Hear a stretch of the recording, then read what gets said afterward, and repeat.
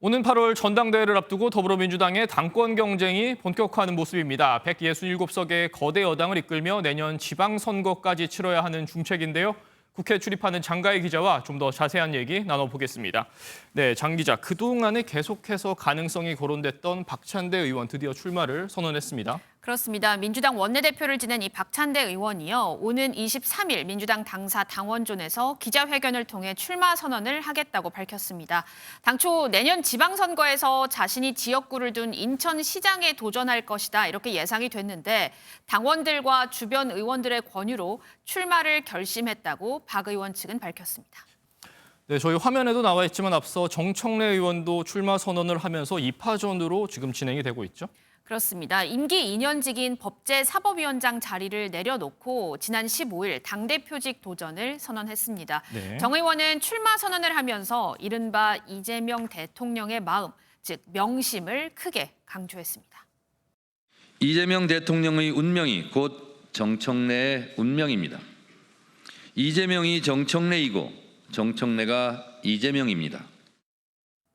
네, 민주당 일부 의원들에 따르면 최근 정 의원 측은 주변 의원들에게도 명심을 강조하면서 지지를 호소하고 있다고 했습니다. 네, 먼저 출사표를 던져설까요? 정청래 의원 같은 경우에는 이미 벌써부터 바쁜 행보를 보이는 모습이에요. 그렇습니다. 일찌감치 당권 행보에 나섰는데요. 이 정청래 의원 그제부터 이틀 동안 호남 지역을 돌았고요.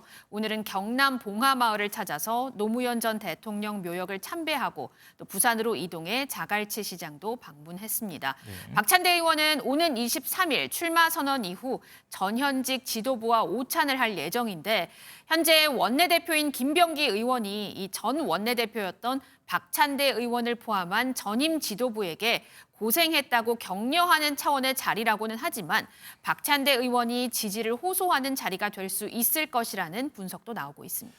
네, 사실 이 두 사람 이재명 대통령이 대표이던 시절에 최고위원을 역임했던 친명계로 분류되는 인사라는 말이죠. 그런데 이 두 사람을 두고 벌써부터 세결집이 이루어진다는 말이 나오고 있다면서요? 그렇습니다. 말씀하신 것처럼 아무래도 이 두 사람 모두 이 친명계라는 핵심 인물이다라는 점에서 각각 인물들을 지지하는 당원들 사이에서는 상대에 대한 비방글을 유포하는 등 경쟁 과열 조짐을 보이고 있습니다. 이를 의식한 듯 정청래 의원은요. 박찬대 의원과 나는 친하다. 누가 당대표가 되든 상관없다라면서 당내 잡음이 나지 않도록 조심하는 모습이고요. 박찬대 의원 역시 오늘 자신의 SNS에 내부를 향한 공격이나 비난은 중단해달라 이렇게 부탁을 했습니다. 네. 하지만 사실 양측의 신경전이 있는 것이 사실입니다.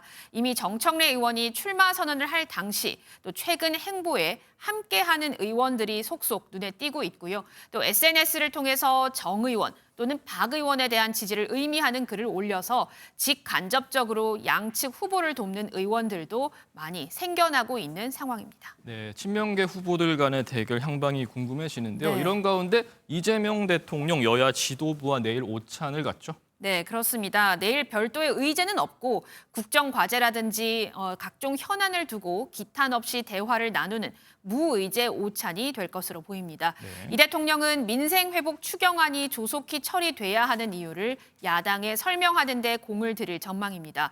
또 오는 24일 예정된 김민석 국무총리 후보자 인사청문회를 놓고 야당이 공세를 계속해서 이어가는 만큼 이 부분도 주요 논의 대상이 될 것으로 보입니다. 아울러 3대 특검의 본격 가동이 임박한 만큼 이와 관련한 야당의 목소리도 나올 것으로 예측됩니다. 이번 회동에서 이 대통령과 여야가 합의점을 찾을 수 있을지는 좀 더 두고 봐야 할 것으로 보입니다. 네, 이번 회동의 협치에 좀 물꼬를 틀 수 있을지 관심이 모아지네요. 여기까지 듣겠습니다. 지금까지 정치부 장가희 기자였습니다.